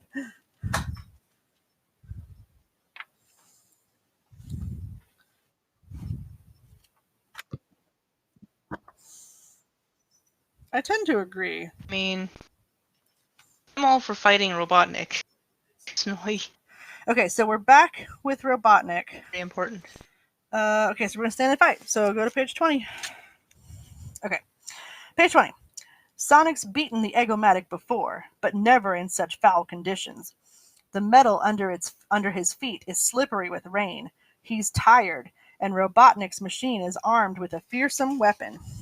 This is going to be one of the greatest battles of his life. Sonic knows that Robotnik's new improved Eggomatic takes 8 hits to destroy? What? I mean, it's true in the Sonic games. Okay. He may have already hit it a few times during his adventures. No, we've hit it 0 times. Okay. To attack Robotnik, Sonic must roll on his speed to beat a 7. Oh, that's not too bad. Good thing we got the speed at max. Yeah.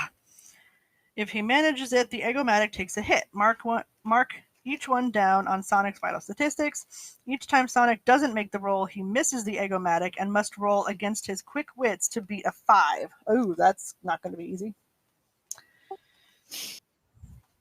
Okay, once the Eggomatic has been hit 4 times, turn to page 41. Okay, so we just got to try to hit it. All right. So all we have to roll is a 2 or higher. Surely I can handle rolling a 2 or higher. Okay, there's a 4. 1 hit. Yes. 1 hit. Okay, try again. Hey. Another 4. Another hit. No! Okay, again. Ooh, that's a 6. No! All right, not doing too bad. I wish. Okay, that one we barely Does that did count it. for a double? That's 4 hits. Nice. No! All right, so we are at 4 hits. Turn to page 41. Second phase. Right? All right, the Eggomatic swoops out of range of Sonic's spin attacks. There's a whine of hydraulics, just audible over the storm, and the Zap Cannon twists round to aim at him.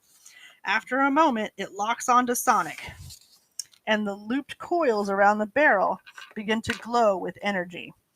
Sonic can leap onto the cannon and smash it before it can fire. He can try to dive out of the way, or he can stand in front of the Technobot's controls and jump away from the energy beam so that Robotnik shoots his own robot. Let's do that. Make Ooh. him shoot the bot. Hold on. Alternatively, he also still has the Tough lightning choices. attractor, and he can throw it at the Eggomatic. Do it. Okay, yeah, let's do that. I like that plan. 280. Maybe the lightning will finish him off Yeah, for us. do that. 280. Okay. Sonic presses the button on the lightning attractor. It begins to hum, and the Hedgehog has already hurled it at the Eggomatic. His aim is perfect. The small device flies through the air and lands between the edge of the cockpit and Robotnik's wide waist. The portly pilot drops the controls and pulls at the attractor, desperately trying to get it away from his machine. He's still pulling when a streak of lightning arcs down from the black sky and strikes the Eggomatic with a flash and boom! No! Turn to page 5 or 258. No! Explosions throw the Eggomatic across the sky, almost dislodging Robotnik and burning his mustache. The machine is badly damaged, and smoke is pouring out of it as Sonic watches it drop out of sight, below the level of the giant robot's round platinum belly. Sonic must do something quickly. The Technobot has just crossed the border of the Green Hill Zone and is leaving huge square footprints all over his home. The Hedgehog dashes over to the robot's controls and looks at them. There's a joystick and pedals, buttons, switches, lights, and a bank of control cartridges held in place by a metal bar. Sonic also notices a small socket. He can try to steer the robot with the controls. He can examine the control panel closely, or try using the air taxi collar if he still has it. Okay, he doesn't have that. So we can try and steer the robot, or we can examine the control panel closely. Examine the control panel so I know how the machine controls. Yeah, I tend to agree. 98. You agree, Ro? No. Yeah. Exactly. Absolutely. The more we know about this thing, the better. No. Exactly. 98. Sonic has a brainwave. He takes a cable, plugs one end into the socket on the control desk. It's a tight fit, but he pushes it hard until it slides in. And the other end into his Game Gear. It fits perfectly. He flashes you a smile and flicks the on switch. The screen lights up with the words Platinum Robot Remote Control Initiated. Sonic lets out a loud Yahoo! And presses down on the control button. No! The robot swings right and then left in response. It works! He can steer it with no problem. But, as he quickly learns, there's no control for stopping it. It just keeps on marching. Which way should Sonic steer the robot? Towards the edge of the highest cliff in Green Hill Zone? Towards the deepest lake in the zone? Or through the thickest forest in the zone? Off the cliff. The cliff. Yeah, I think either the cliff or the lake. It's got to be one of the two, but I think the cliff is probably the best idea. Off the cliff. Right? Most of Eggman's robots are waterproof, so not. True. Well, he has an exit And strategy. I don't think trees are gonna do much. But cliff, that's the best thing we got. All right, page 69. The giant robot turns until it's heading towards the cliff. The ground shakes, and Sonic can see rocks and boulders toppling off and rolling down to the bottom. Animals and birds flee from the path of the colossal construction as it approaches. One giant foot lands on the edge of the cliff. The other lifts into the air, hangs for a moment, and descends, to land on nothing. The Technobot begins to overbalance, falling slowly at first, and then faster and faster. Sonic is carried with it as the vast machine hurtles through the air, carried downward by the one enemy that not even Robotnik could beat, gravity. The knees hit the ground first, and the impact breaks the machine into pieces while it's still falling. The enormous middle section lands next, bouncing back hundreds of meters into the air, so that it's going up while the head section and Sonic are still coming down. Sonic hits with a thump that knocks all the wind out of him. The massive head lands nearby and shatters into a gazillion pieces that tinkle and crash and finally lie still. Sonic lies where he is. Everything is oddly quiet, apart from a strange whistling noise. It's growing louder. A huge shadow covers Sonic. He looks up to see the remains of the robot's stomach section falling out of the sky onto him. Ooh, squashing him flat. So close and yet so far. Sonic saved the zone and his friends, but he couldn't save himself. A very brave try. We're dead. Dead? What Oh did I no! say about that exit strategy, Sonic? Come on, man. Oh, we're so dead. Yeah. I mean, Robotnik is dead too, so I mean, like, we won. I mean, we broke the robot. We just didn't survive. Oh no. Okay. The book doesn't say this, but we did have one life remaining. Do we want to sacrifice that life and try again? Just to say we tried again?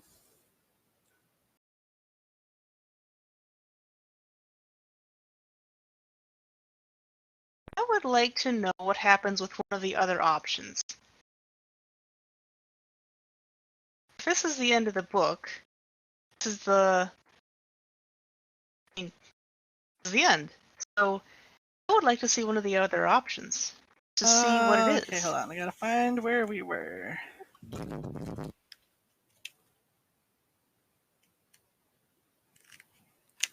Let's see.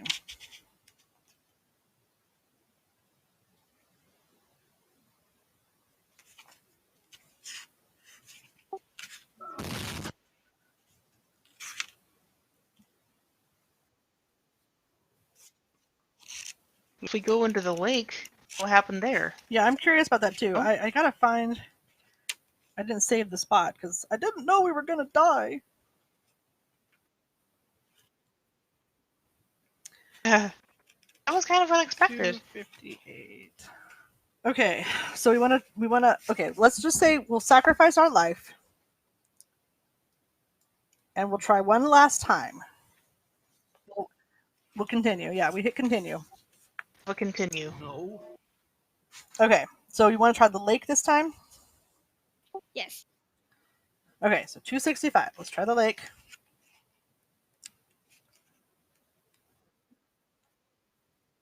Right? What's can happen is we die. Haha. 265. Okay.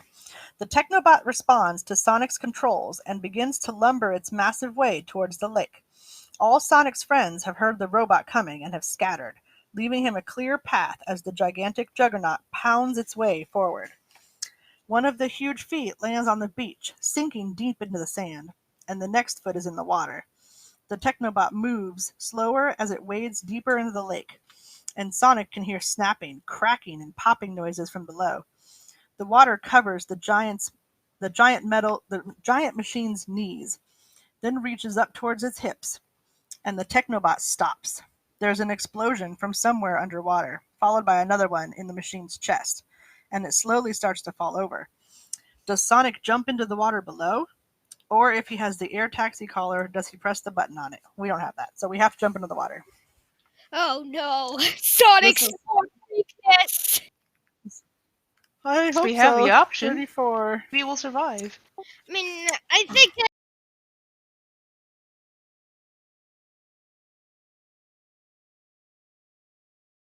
in video Jump from the top of the robot and dives out over the edge. He can't decide whether to hit the water spinning or diving. First he tries spinning, then he changes his mind and falls head first. Then he tries spinning again. He has plenty of time to think about it because it's a very long fall indeed. Finally, the water rushes up at him. Sonic knows that falling from this height is going to hurt. Kerwash! And it does. He loses all the rings he's holding, but doesn't lose a life if he doesn't have any rings. Oh, we're not dead. We don't have any rings, but we're not dead. Hey, right? Hey, This is an Sonic! improvement. It's Joe Sushi, swimming out to meet him. Sonic gratefully climbs onto the walrus's back, and his friend carries him to the shore. Turn to section 300. Sonic's friends crowd around him, congratulating him on saving them and the zone. Everyone's there. Tails, and all the friends he rescued from the traps and perils of Robotropolis, plus the ones that Robotnik hadn't captured, but who would have been trampled and squashed if he hadn't stopped the Technobot. A ray of sunlight breaks through the dark clouds. Sonic looks out over the lake and sees the Chaos Emerald floating up into the sky. He'd forgotten about that, but it's probably safest back in its orbital zone. He spots a speck in the sky. It's Robotnik, in the remains of his Eggomatic, still staggering through the air, belching smoke. It disappears over the horizon, and there is a faint sound of an explosion. Sonic laughs out loud, and then stops as he's struck by a sudden thought. Half an hour later, everyone in the Green Hill Zone is enjoying an enormous feast to celebrate Sonic's success. There's much singing, dancing, eating, and merrymaking. But the seat of honor is empty. There's no sign of Sonic.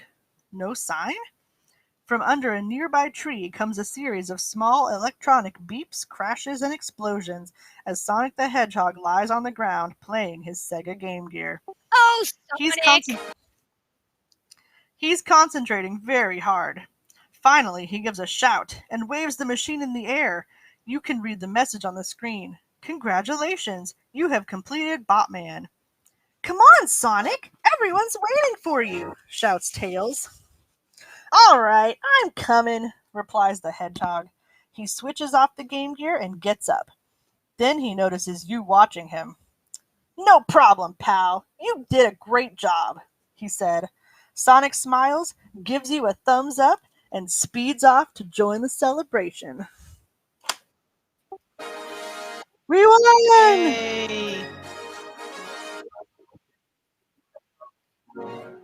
It took a couple of lives and to continue to do it. It's even more depressing knowing that we died, like, right at the end. We were so close. Oh, Yeah, Right? guide heroes, That's but okay. we still Continues died. exist in the video game world. in one universe we die, the other universe we Exactly. live. Exactly. Oh, that was Exactly. a fantastic Multiple book. continuums. You know, saying that kind of reminded me of one of the Sonic 8-bit games. How there's an ending that happens where Tails dies. Ew, that's not good. Nope. Well, I am super into these books. This one was fantastic. It took us 2 episodes to get through it, but we actually survived. I am genuinely surprised. I mean, we sort of survived. We mostly survived. Yeah. We took a They continue, but you exist. know what? Continues exist. Oh, no. And there's a reason for Well, hopefully all of you guys enjoyed the book as much as we did. It was so much fun. Our next episode, we will be starting Sonic the Hedgehog Game Adventure Book 2, which is called Zone Rangers. And hopefully it's not as hard as this one, but we will see what happens. Mhm. that. I didn't know it would end up this fast. This only ended up like 2 episodes. Well, only for this book, but this series we're planning on going far with this series. We've got lots of other books to go through, and hopefully you guys are going to enjoy it. We have fun with these books, and I mean, we'll see how long we can keep this going. Yeah, they're great fun. Been enjoyable. Thanks for joining us. I really hope you guys tune into our next episode, and we'll see you guys later. Bye. Bye! Having me along.